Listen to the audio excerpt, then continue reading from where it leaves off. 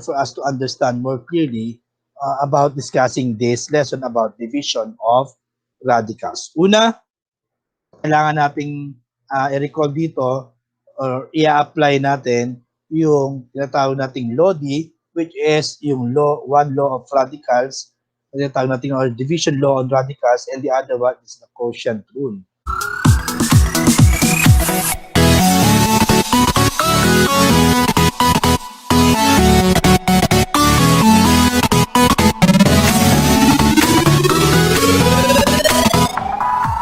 A superb day to all of you, my dear students. Superb, it's because today, another math lesson is what you are going to learn. So we are now on lesson number 15, a continuation of our discussion about operations on radicals. So we're through on addition, subtraction, and multiplication of radicals. So lesson number 15 now will focus on division of radicals. So in this lesson, so aside from you will know on how to divide radicals with same indices and different indices also, you are also going to apply here the different laws of radicals that we have discussed also. But most particularly, the law of radicals involving divisions. So what are the things that are very helpful in order for us to uh, divide radicals in discussing this lesson rather? So what are the things that will help us in discussing this lesson? So I have here things that are needed in order for us to understand more clearly about discussing this lesson about division of radicals. Una, kailangan nating i-recall dito or i-apply natin yung tinatawag nating law D, which is yung one law of radicals, tinatawag natin or division law on radicals, and the other one is the quotient rule. More specifically, a law of exponent. So wherein we are going to, when dividing expressions with same base, we can apply the quotient rule. So again, yung law of radicals and exponents are are needed here in this lesson, particularly the quotient rule and law D. Second, so we need yung tinatawag natin dito na rationalization. So ano ba yung rationalization? So yung pinag-aralan natin about simplifying radicals, so we made mention there about rationalization. Rationalization, ito yung process of removing the radical sign in the denominator of a fraction. Because sabi natin, we cannot, when there is a given radical expression written in fraction form, and when there is a radical sign in the denominator of the fraction, that means that radical expression is not yet in simplified form unless we remove that radicals in the denominator of the fraction. So we need this process of rationalization also in this lesson. Then aside from that, kailangan din natin yung tinatawag natin na conjugate. So in this lesson, ma-encounter natin yung tinatawag nating conjugate. Ano ba yung conjugate? Conjugate is the opposite operation of the binomial denominator of the given radicals. So usually, ang process na ginagamit natin dito when we are using conjugate is the process of rationalization. So, yun nga lang, ang given denominator kasi natin dito involving radicals are binomials. So if that is the case, all you have to do is to use conjugate for you to remove the radical sign in the denominator of the fraction by the process of rationalization. So later, malalaman ninyo kung paano ginagamit yung tinatawag nating conjugate. So now, paano nga ba tayo nagdi-divide ng radicals? So if you want to divide radicals in a systematic manner, still, we are going to apply here certain steps. Just like any other lessons that we have, the steps that we are going to apply today still will hide it through an acronym or through a word na tinatawag nating hero. Hero, bayani at tinatawag, di ba? So marami tayong makukonsider na hero sa buhay natin. we made mention the last time that we teachers are considered as hero sa makabagong panahon. OFW, police, sundalo, sa panahon ngayon, ang mga heroes natin ay yung mga frontliners natin. Because yung uh, sila yung hindi na natutulog para lang mabantayan or magamot, lalo na yung mga doktor, magamot yung mga nahahawaan ng sakit during this pandemic season. So sila yung dapat nating saluduhan sa panahon ngayon. Because without them, hindi natin magagawa na mabigyan ng lunas o mabigyan ng paunang lunas yung mga nahahawaan ng sakit sa ngayon. So, let's salute to them. So, everyone can be a hero in their own way. Kahit sino pwede. Kahit ikaw sa sarili mo, alam mo na pwede ka maging hero sa kahit kanino. For example, you are helping others. Kahit simpleng tao ka, once you help others, you are a hero to that person.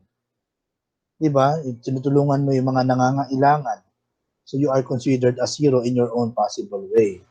So pwede ka rin matawag na hero kapag ikaw ay tumutulong, katulad sinabi natin, tumutulong sa nangangailangan. So, in your own, sa sarili mo rin can be a hero. Ikaw mismo, pwede kang maging hero sa sarili mo. That is by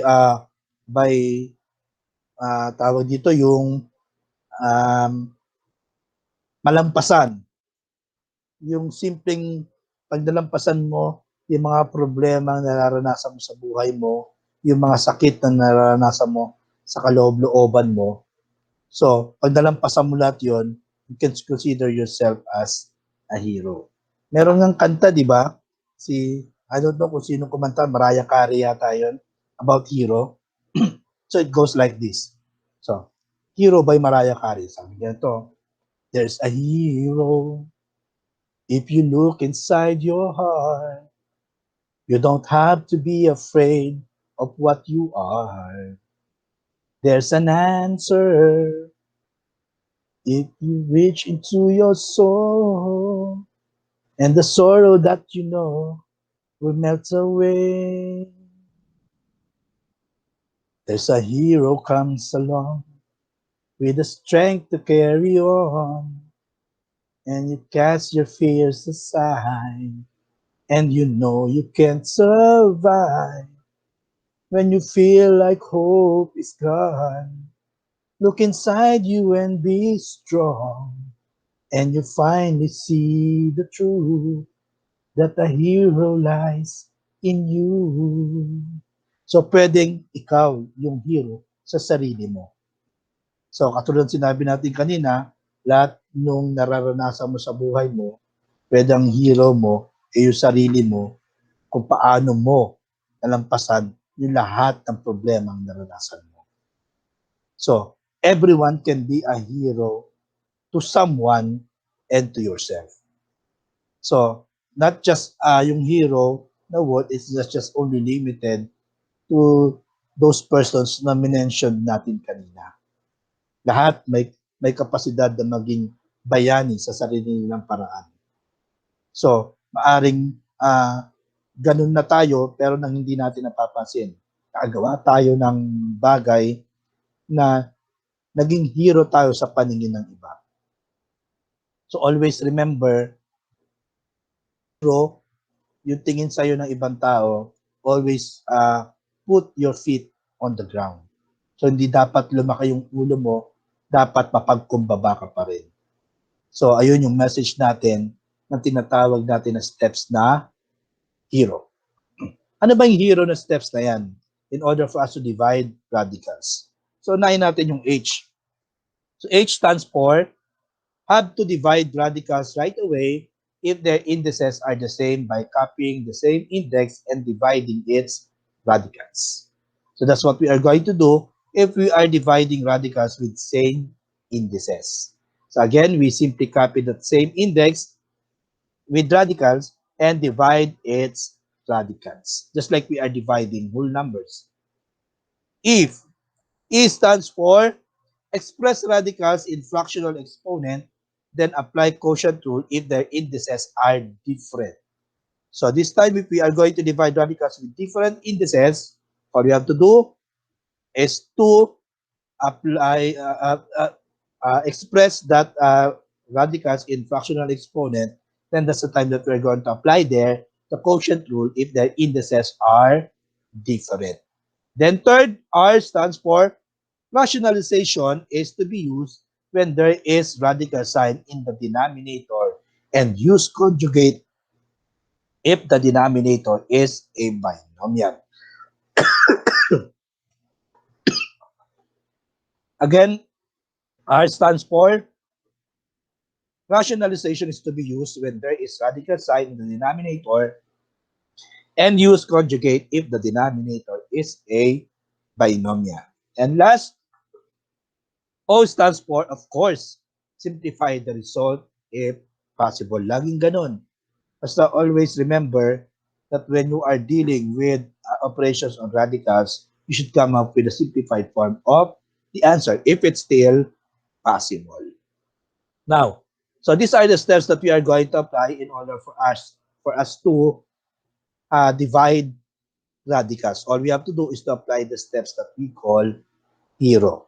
Ibig sabihin, kung naaalala niyo yung mga heroes niyo sa buhay ninyo, ibig sabihin, you are remembering also the steps in dividing radicals. So now let's apply the steps through examples. Let's have here example number 1. Example number 1, the given is cube root of 8 over 9. So ito, we do have an example like this before when we discuss simplifying radicals. So cube root of 8 over 9. So we cannot come up with a fraction inside the radical sign because it's not yet in simplified form.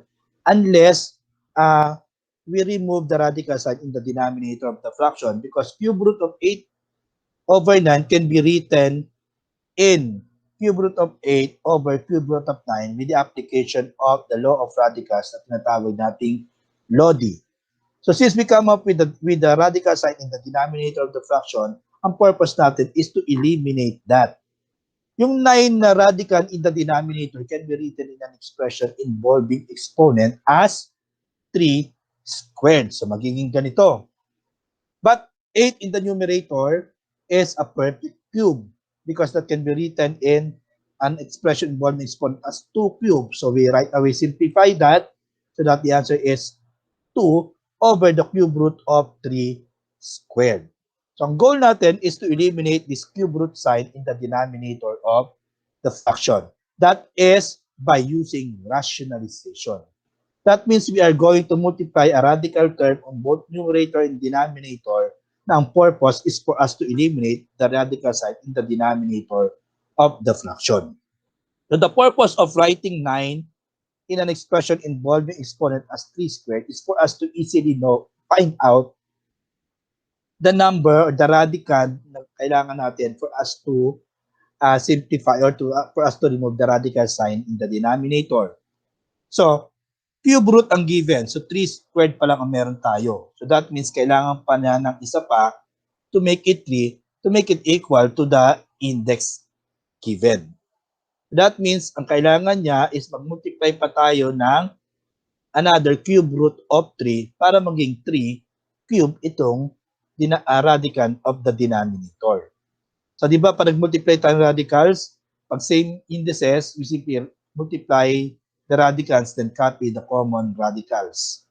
So, that means we are going to multiply cube root of 3 on both numerator and denominator. Again, the purpose of multiplying that cube root of 3 is for us to make this radicand here on the denominator involving radicals na maging perfect root na yung exponent niya maging exactly divisible with the index.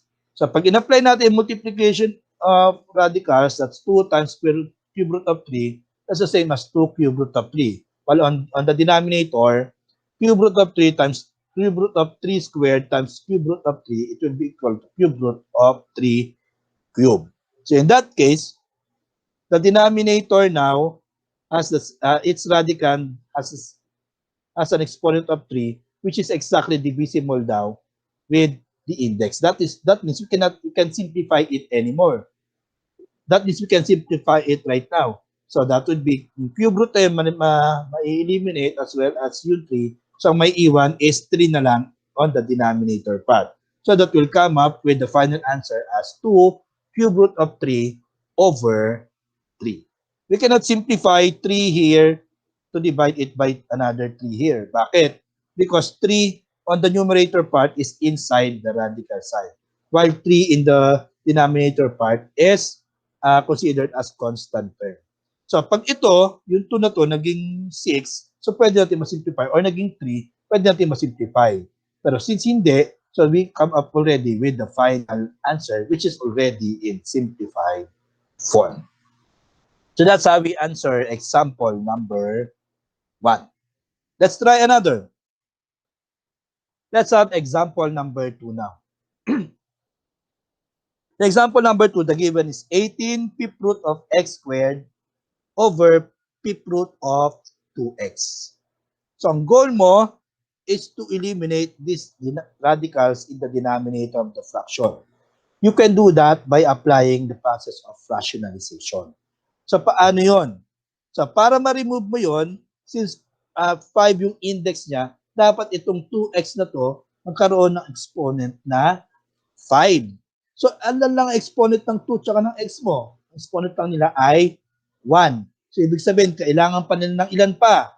Kailangan pa nila ng 4 pang ganun para maging ang exponent niya ay maging 5 so that maging equal siya to the index. So that means we are going to multiply both numerator and denominator here by same index tayo, fifth root of 2x quantity raised to 4. Naka-quantity siya para ibig sabihin kasama yung 2 at doon sa nire-raise natin as 4. Kasi ito, pag ang exponent ng 2 ay 1, ang exponent ng x ay 1.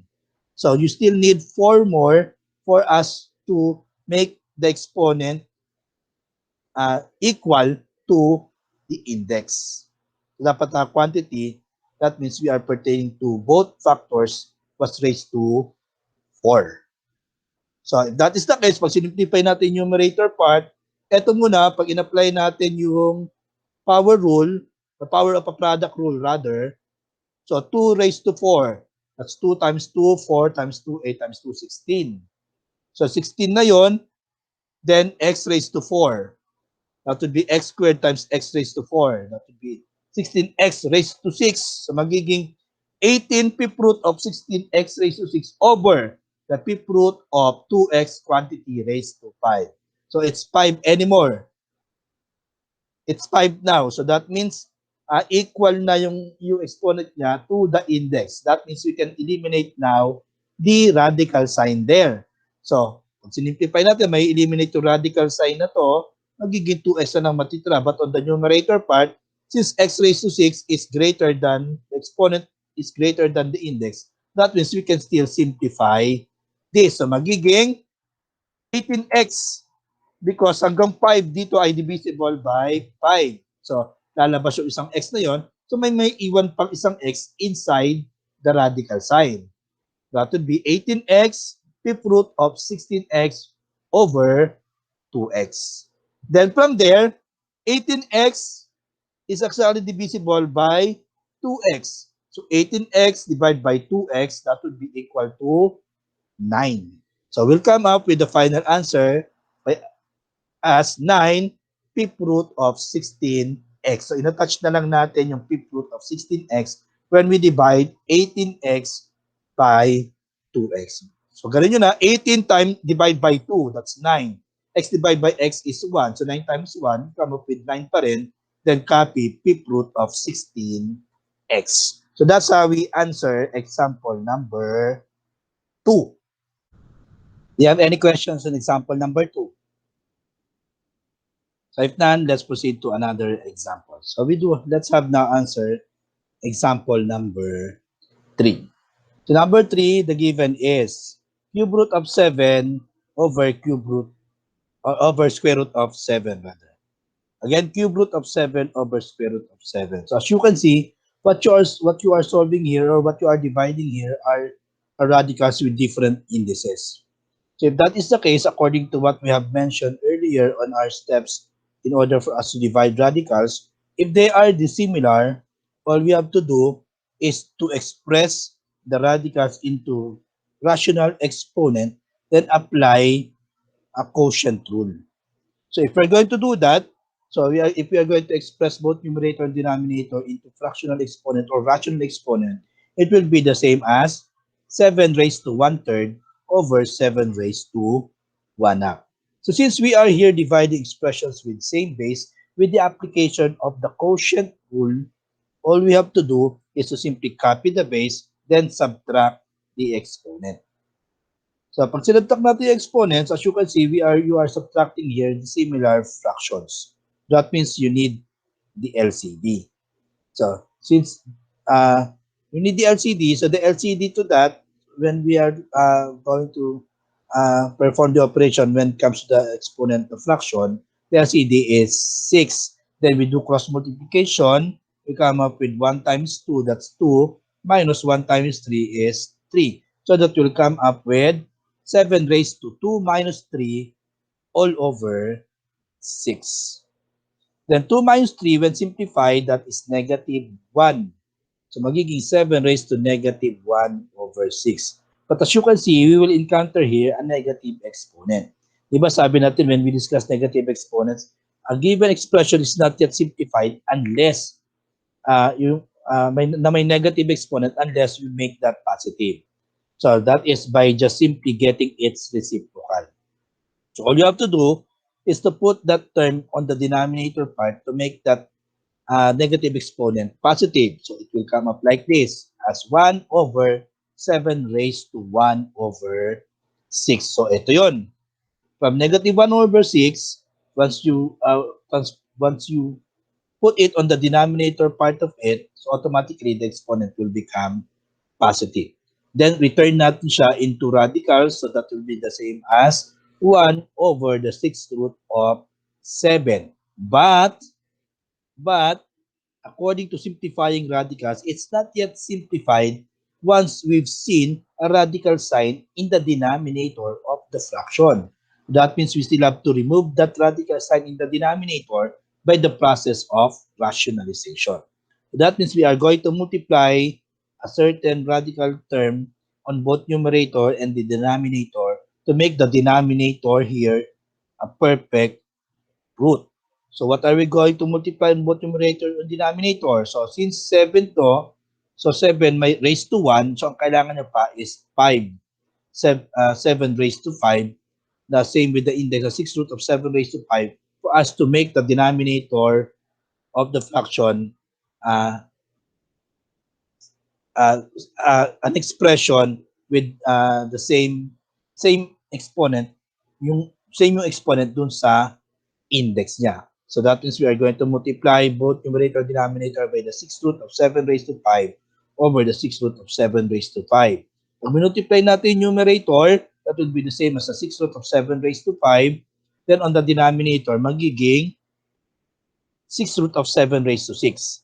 So since 7 raised to 5, your base is a constant. So you still have to simplify it. What is 7? By using 7, 5 times as factors. So 7 times 7 times 7 times 7 times 7. So it will be equal to 16,807 over the 6 root of 7 raised to 6. So with the application of the Sasa law, on the denominator part, may eliminate na natin ngayon yung exponent na 6 as well as yung index na 6. So mawawala na ng radical sign on the denominator part. So that will come up with the final answer as the 6th root of 16,807 over 7. So that's how we answer example number 3. Medyo mahaba yung solution dun, no? Medyo complicated. Pero once we know na yung answer natin is not yet in simplified form, you still have to simplify it. Kasi sabi nga sa last step, di ba? So simplify your answer if it's still possible. So that is what we did on example number 2. Because yung answer natin, when we apply yung mga process na ginawa natin sa number 3, ang answer natin ay possible pa ma-simplify. That's why we simplify it. So that's how we answer example number 3. So let's try another. Let's have now example number 4. So the given example number 4 is the 7th root of y cubed over the 5th root of y squared. Different indices. Similar example to number 3 yan. So what we are going to do first is to transform or write both numerator and denominator in rational exponent. So it will be the same as y raised to 3 over 7, yung 7th root of y cubed, while 5th root of y squared is y raised to 5th. So that would be y raised to 3 over 7 over y raised to 2 over 5. And still, we are dividing here expressions with same base. So with the application of the quotient rule, we simply copy the base, then subtract the exponent. So 3 over 7 minus 2 over 5. And still, we are subtracting here similar fractions. So that means we need the LCD. So the LCD, by multiplying 7 and 5, we come up with 35 as its LCD. Then cross multiply, 3 times 5 is 15. Ito yon. 3 times 5 is 15 minus 7 times 2 is 14. So we come up with y raised to 15 minus 14 all over 35. Simplifying the numerator part of its exponent, so we'll come up with y raised to 1 over 35. Then returning it into radicals, we'll come up with the answer as the 35th root of y. So that's how we answer example number 4. Any questions? So let's continue answering more examples. Let's have example number 5 here. So for example number 5, the given is 3 over the square root of 3 plus the square root of 2. So as you can see on the denominator part, we do have a binomial term there involving radicals. According to simplifying radicals, it's not yet simplified as long as makakita tayo ng radical expression or term on the denominator of the fraction. So we have to remove that radical sign there for us to know that the given expression is already in simplified form. Since binomial yung denominator part niya, so doon na papasok yung tinatawag nating conjugate. Ito yung sinasabi natin kanina sa start. So, yung conjugate, ayun yung gagamitin natin na i-multiply. Usually, pag ginamit natin yung rationalization, we multiply a certain term on both numerator and denominator. But since binomial ang denominator natin, conjugate yung i-multiply natin on both numerator and denominator. Ano ba yung conjugate? That is just simply the opposite operation of the binomial denominator involving radicals. So kung plus to, so the conjugate of it is the minus of it.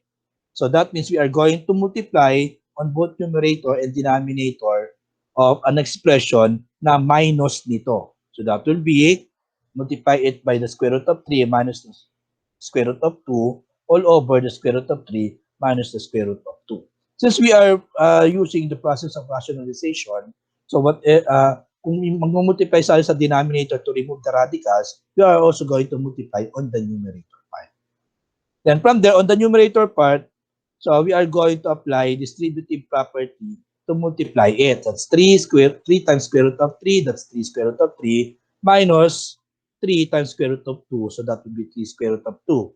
Then on the denominator part, since ang pinagkaiba lang nila ay yung operation, so we will apply here multiplying first term to first term, then last term to last term. Yung multiplying the sum and difference of two binomials. So that would be square root of 3 times square root of 3, it will be equal to square root of 9. While square root of 2 times square root of 2, it will be equal to square root of 4. Since positive times negative yon, so the operation is still minus. So we'll come up with like this. So distribute yon, again 3 square root of 3 minus 3 square root of 2 over multiplying first term to first term, that would be 9 or 3 squared. Then positive square root of 2 times negative square root of 2, that would be negative square root of 2 squared. So with the application of the Sasa law on the denominator part, we can now remove the denominator part. We can now remove rather the radical sign in the denominator part. So that may iwan na lang to the denominator is 3 minus 2. So simplifying 3 minus 2, that would be equal to 1. So if your denominator is 1, usually you do not write 1 anymore as the denominator. So that will come up with the final answer as 3 square root of 3 plus 3 square root of 2. So that's how we answer example number 5. Any questions? So let's try another. So we do have example number 6. So parehas na sa example number 5, ang denominator niya is a binomial. So we do have the given square root of 5 plus 3 over square root of 5 minus 3. So again, in order for us to remove the radical in the denominator of the fraction, since binomial terms yan, so we are going to multiply both numerator and denominator by its conjugate. The conjugate of the denominator part is the opposite operation of that. Kung minus square root of 5 minus 3 yon, the conjugate is square root of 5 plus 3. So we are going to multiply that on both numerator and denominator. Then we are going to apply on the numerator part the what we call FOIL method. So that would be square root of 5 times square root of 5, that would be square root of 25. Square root of 5 times 3, that would be 3 square root of 5. 3 times square root of 5, also 3 square root of 5, and 3 times 3, that would be 9. While on the denominator part, we are going to apply multiplying sum and difference of two binomials. That's first term to first term times last term to last term. That would be square root of 5 times square root of 5, that would be square root of 25, minus 3 times 3, that would be 9. So we'll come up with like this. So 5 times, like square root of 5 times square root of 5 is 5 squared. Pinakita natin para may apply natin yung sasalo. Then 3 square root of 5 plus 3 square root of 5 plus 9, 23 times 3. While on the denominator part, square root of 5 times square root of 5, that's square root of 5 squared, minus 3 times 3, also 9. So we can now remove radical sign here on the numerator part as well as here on the denominator part. So mawawala na radicals doon. So magiging 5 na lang dito. Then simplifying it because they are similar terms, you come up with 3 plus 3, you come up with 6 square root of 5, then plus 9 all over 5 minus 9.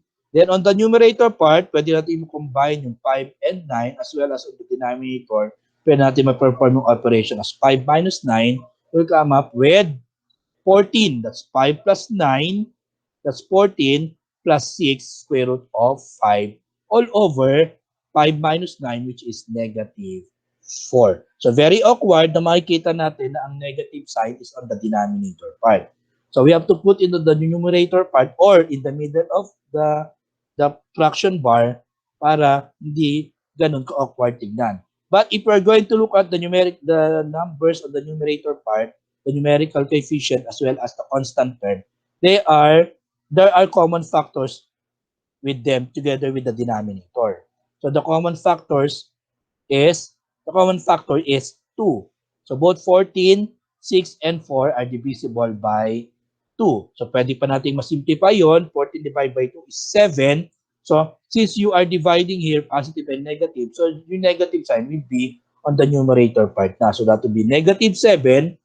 Then positive 6 divided by negative 4, just do the lowest term, that would be negative 3 over 2, then attach square root of 5. So it will become negative 7 minus 3 square root of 5 all over 2. So positive na ngayon in the denominator part because we apply the operation division in dividing unlike signs so that yung naging answer on the numerator part is negative. So it's just like the sign on the numerator part changes once we divided it by a negative. So that yung negative, yung denominator natin, magiging positive na. So that's how we answer example number 6. So may question doon? So kung wala, let's proceed. So we do have here example number 7. So 6 minus square root of 3 over 2 plus square root of 7. So same pa rin. What we are going to do, since we do have a radical sign on the denominator of the fraction, so what we need to do is to eliminate that by multiplying both numerator and denominator by the conjugate of that denominator. So the conjugate is the opposite operation of 2 plus the square root of 7. So that means we are going to multiply it by 2 minus the square root of 7 over 2 minus the square root of 7. So same thing ang i-apply natin. On the numerator part, we are going to apply FOIL method. That would be 6 times 2, that's 12. 6 times negative square root of 7, that's 6 minus 6 square root of 7. 2 times negative square root of 3, that's negative 2 square root of 3. Then negative 3 times square root of 7, that would be positive square root of 21. While on the denominator part, 2 times 2, that would be 4. Then square root of 7 times negative square root of 7, that's negative square root of 7 squared. So magiging ganito. Or sinimplify na natin diretso yung negative square root of 7, so magiging negative 7 square root of 7 squared. So with the application of the sasalo, magiging 4 minus 7. So ito yung nangyari sa numerator part. Ang gagawin na lang natin, since wala tayong pwede mo-combine on the numerator part, simplify na lang natin yung denominator na 4 minus 7. So pag sinimplify natin yung denominator na 4 minus 7, so magiging ganito. So that would be equal to negative 3. So same pa rin yung numerator. Then katulad sa example number 6, very awkward na makikita natin yung negative on the denominator part. So pwedeng nasa gitna o nasa numerator part. So pwedeng i-diretso na natin siya na i-put on the numerator part. So, yung 12, even though exactly divisible siya by negative 3 and also the 6, but the other numerical coefficients are not. So, we are not going to divide it. So, hayaan natin siyang ganyan. Ang gagalawin lang natin is yung dividing positive by negative. So, instead of positive 12 here, magiging negative 12. Instead of minus 6 here, magiging plus 6. Instead of minus 2, magiging plus 2. Instead of plus here, magiging minus. So, magiging negative 12 plus 6 square root of 7 plus 2 square root of 3 minus square root of 21 all over 3 is the answer for example number 7. So, did you get that? Sana. So, that's how we divide radicals with the application of rationalization, the process of rationalization, and when your denominator is a binomial, so gumagamit tayo ng conjugate na tinatawag natin. So that would be all for today. Goodbye, class!